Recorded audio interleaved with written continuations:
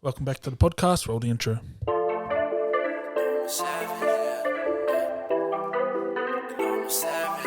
Yeah, they call me a savage. How I'm putting in work. I hustle and grind, I put in the time, get what I deserve. Savage.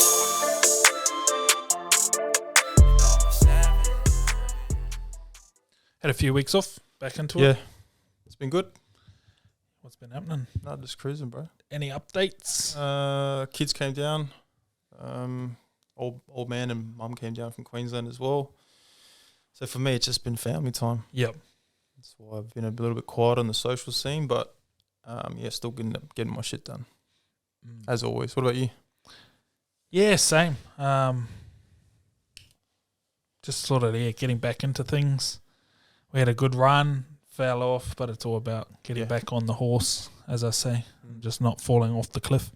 I think finding, for me, man, you know what I'm like. I'm always trying to find that, I wouldn't say perfect day, but finding that day and then just trying to duplicate it all the time. Whether it's waking up early, what time do I wake up, and just trying to prioritize what really matters in the morning, and then sort of peeling off for the rest of the day, 100%. and dividing that into your family time and business time and all that sort of shit. It's good when you tick a few things off early. I like that, bro. That's the way I roll.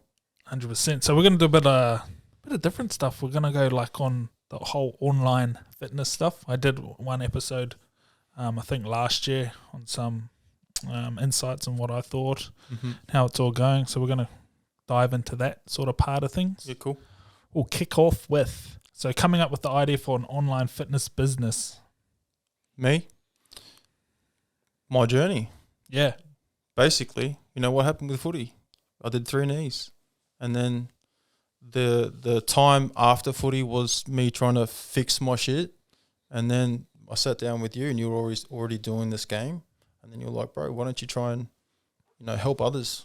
Because there's still that day when I was like, sitting on the couch and think, fuck, I really think people could benefit from what I'm doing right now because my training's on point and, my knees are starting to feel good. And that's been my journey ever since. And because I've done it and now I'm getting results from it, from helping others, it just makes more sense the more I do it. Yeah, exactly. Same with me. My journey was I had a sore back. I did some mobility exercises. It felt better. I thought, hey, I can do this. I can do this. Some other people might be suffering from the same thing. But it wasn't that quick.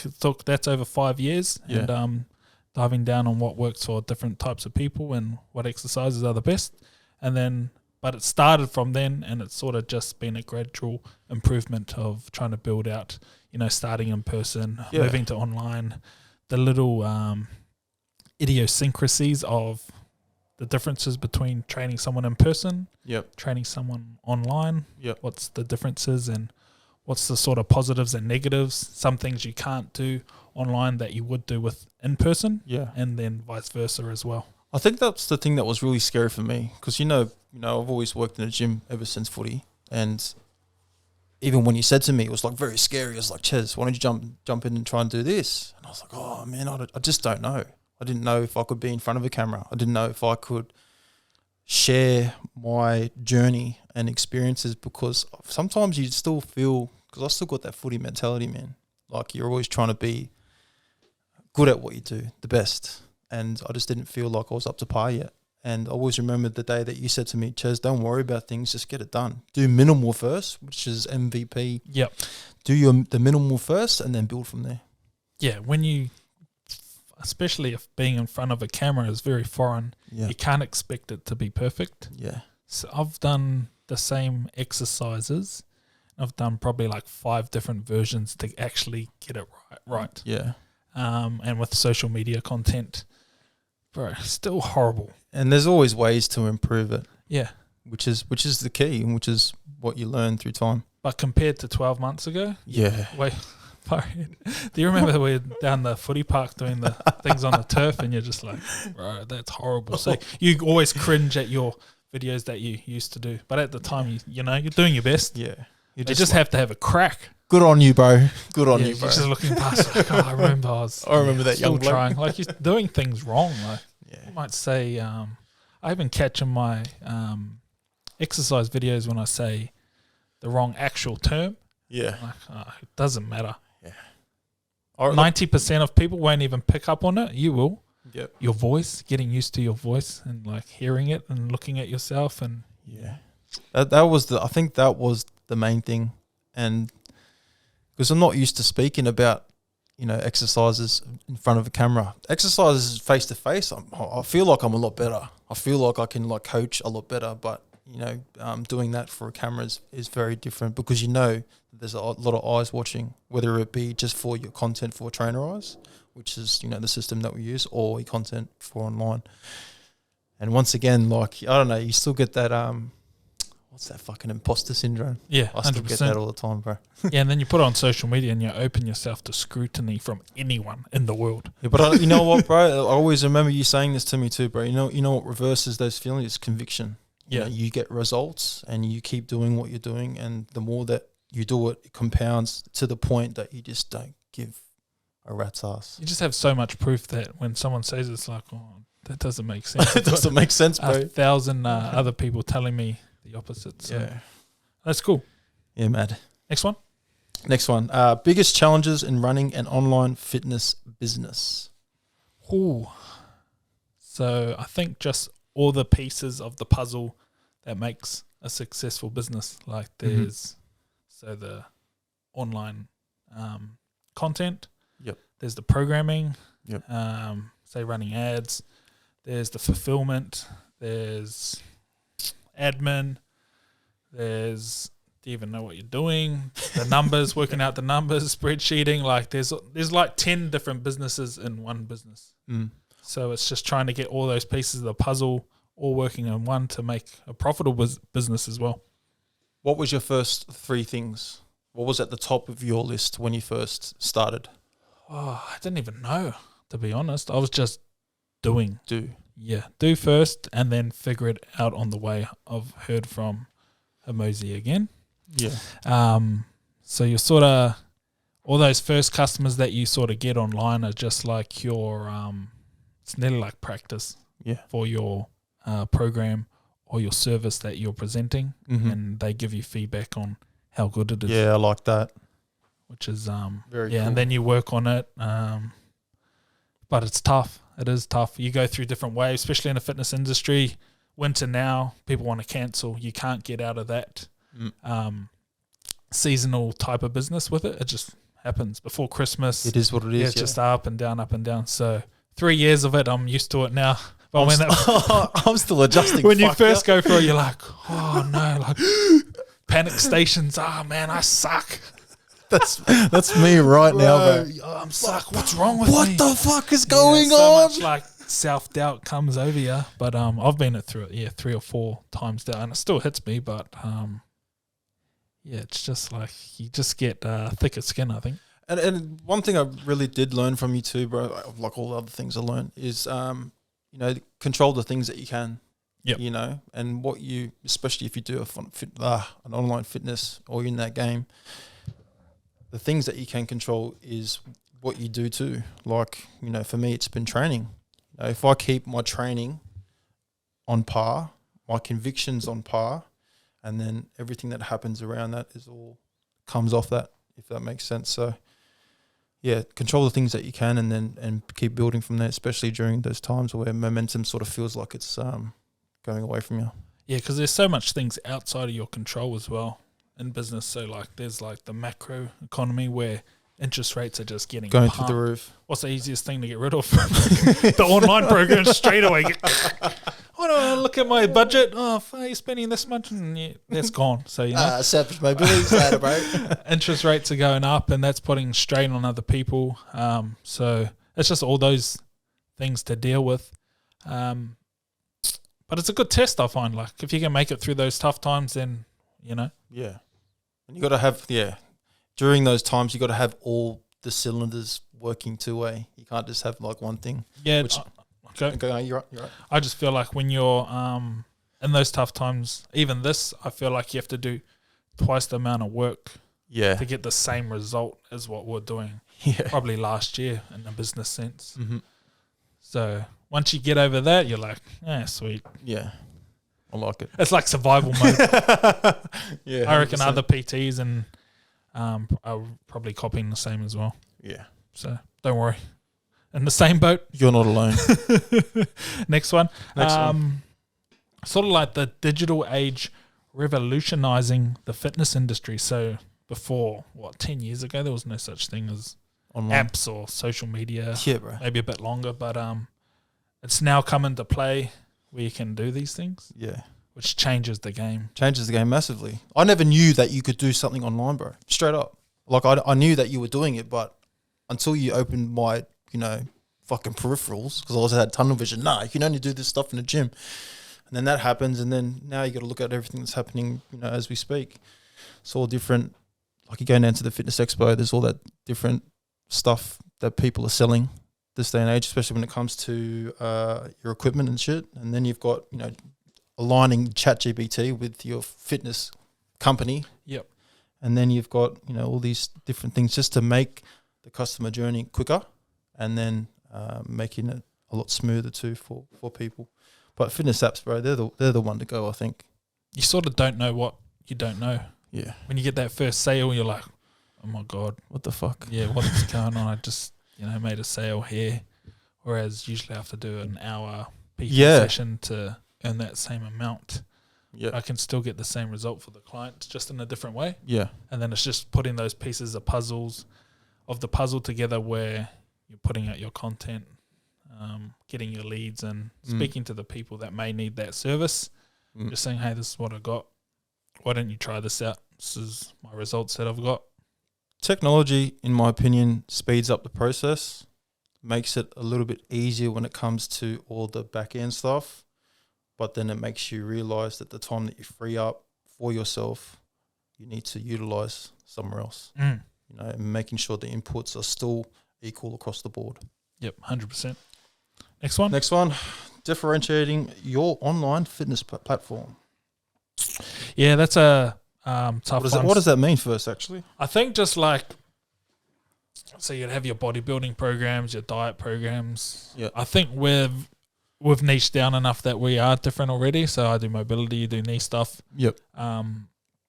So that makes it a little bit easier. I always feel like you sort of go very, very broad when you first start, and then niche down to what you like. And sometimes the niche tells you what you're good at, whereas trying to pick your niche as well. Yeah. That was me at the start, bro. That's why I'm laughing. Yeah, so you do like, I don't know, you might think you want to do a mobility program or something like that, but then there's more people coming to you for something else. Something else. I think that's how I first started. Yep. I did I was doing handstands program, I was doing weights program, I was doing body weight program, I was doing mobility. The mobility just felt right to go down. And then I chose that and just stuck with it. The old spray and pray first. Yeah. And then just going, what are people asking for me the most of? Yep. And can you deliver that a lot better? And I felt that was the way. It was not much people were doing it at the time. Weren't you doing your programs on a Google Sheet to start off with? Yeah, 100%. Yeah, I didn't even have an app. Yeah, that's sick. I think people get too caught up. Just especially when you're starting out.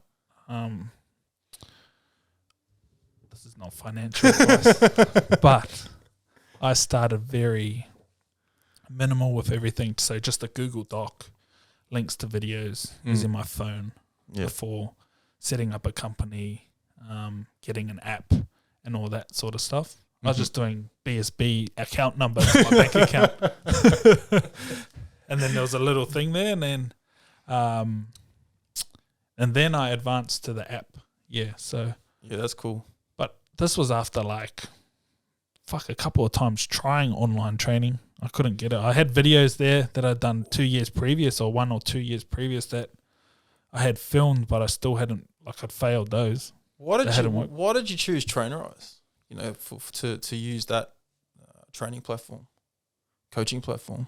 I think it was just the first one I stumbled upon. Yeah. Okay. And then for me to change it, even if there was a better one, it would just take me too long to relearn another platform. Whereas if I just stuck to it, I felt like I could go better anyway. Yeah, that's cool. Master of Trainerize now. Yeah, bro. It's doing some crazy things. Yeah, that's sick. So that's real, I think, important when you first start out. If you don't got no leads or people wanting your service, There's no No, fucking there's no fucking point of doing any app or yeah. anything like that. So you need a demand for your service first. So that's why I don't waste a lot of money setting up companies and businesses before the demand is there. Yeah, that's a cool point, bro. Because when I first started doing what I was doing, you told me to just start videotaping your exercises, bro. Just show everyone what you're doing. Because I was doing that previously when I was at the gym, but I had a big chunk where I stopped. And then I started doing it, and then it started getting traction, and then we went down and shot the program, and then I ended up selling my first program within a couple of weeks. So the process is not actually that long, but yeah, I thought I'd just go and explain how I sort of did things. Yeah, and then Instagram or TikTok or social media is like your lead strategy. Yeah. So you put out content, people notice you, Yeah. they ask a question, Yeah. they might say, oh, I want to do what you want to do. What service do you have? And then you sell them. Which was real cool too, bro, because when I first jumped on and then I was doing the raw content, you were like, bro, have a little bit of, flashiness about it, which just came with the captions and all that sort of shit. And then when I started making that content, bro, and it was just pumping, I don't know if that was a good or a bad thing, but it did feed the fire. Yeah. It made me realize the potential in what we do as a business, because at any one time, something can just go viral, go out to the world. But then I think the blessing was, I did go that way at the start, but then it obviously dropped off because I dropped off. It just comes with the seasons. But I had to learn the back end stuff, and making sure, which is probably going to move on to the next thing, making sure the customer relationships are real good and making sure they've got a good journey and blah, blah, blah. Yeah, 100%. What was the next one? Building and maintaining customer relationships. Yeah, that's probably the most important thing. Whereas that's what your product is about. Yeah. It doesn't matter how viral you go. If you have a shit product, exactly, like bro. they're gonna buy and then just never buy again, or they're gonna cancel straight away. So you gotta, which is what happened to me. Yeah, so you just gotta have everything set up, but you use those as your feedback to how to improve your program. Yeah, it's important to sort of have an understanding of what that data is too, right? You want to know why people are, falling off the bandwagon. Is it because, you're not doing the right things from the start, or, is it the program, or is it, most times it's the product, bro? Too hard? Is it too hard? Did you push them too hard, or is it too easy? Or it's trying to find that right balance. Once you have too many people, you'll just, it's tough. Maybe you're not even in the right customer. Yeah. Maybe your price is too cheap. There's so many things it's crazy that you can get into. You might be better at a higher price, maybe better at a lower price. Maybe your avatar or your customer's not the right person. Not the right one for you. Yeah. What's your favorite avatar, bro? 25 to 45-year-old males. They're a little bit broken. And then you fix them up and, they're happy with the service. They're moving well. They train outside. Yeah, they're already sort of training. Yep. And then the mobility helps complement their training, take them to that little next level. Yeah, I like that. They're like, okay, that makes sense. Yeah. Same as me. Like I did mobility and my training went through the roof. Yeah, so that was cool. But product, super important. Sometimes you think everything's against you when you're trying to improve it product-wise. But you sort of just got to cop it on the chin, try new things, move things around, try and get a bit more feedback from the people that are cancelling or... Even, all that too is like even simplifying things too. I feel like we try to do way too much when really, when people are coming to us in the first place, it's because of one specific thing. And all they want is just to feel good. And for me, for example, they want their knees to feel good. And in order for me to do that, I don't have to do some fucking magical exercises. Just throw them on a sled and get them doing some stretching and mobility, and you can get that done. Yeah, my biggest mistake was when I was doing my program, mobility, I went too hard.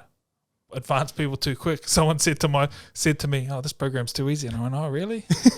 So I made a super hard program for 4 weeks, and that's probably cost me like heaps of cash, like of the drop off, because it just advanced too fast because my ego got in the way, and I was like, "Okay, let's go harder here, and I'll show you what it's about." But people weren't ready. Like that program that I put in was probably 6 months too early that a Wow. person had, thinking of it now. Yeah. Okay. So, but that's all in the learnings. Like, what can you do? And did you match up the data with Yeah. that program? Yeah, people just falling off straight away after doing that. Like, yeah, bugger this mobility. It's tougher than an actual session. And pulling up too sore, it's too hard. Too hard too early. A good one, bro. Having some regular check-ins too, with your customers. Yes. Which is very important for your customer journey. Yep. Because you can, people can get forgotten about on the online space really easily. And I feel like we pride ourselves, and I'm quite blessed to roll with you to start off with, because I saw how you rolled. And then, I've had my experience with other coaches in the past, and there's nowhere near that I know there's nowhere near anyone that's being more accountable as coaches than what we're doing.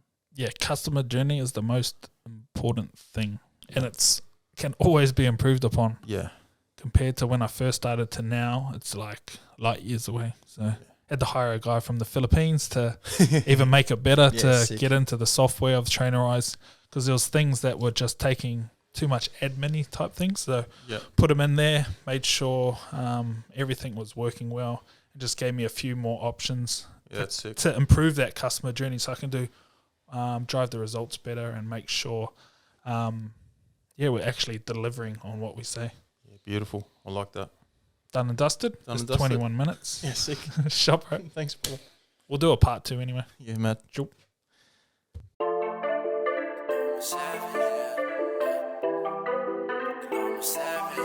Yeah, they call me a savage. How I'm putting in work. I hustle and grind, I put in the time, get what I deserve. Savage.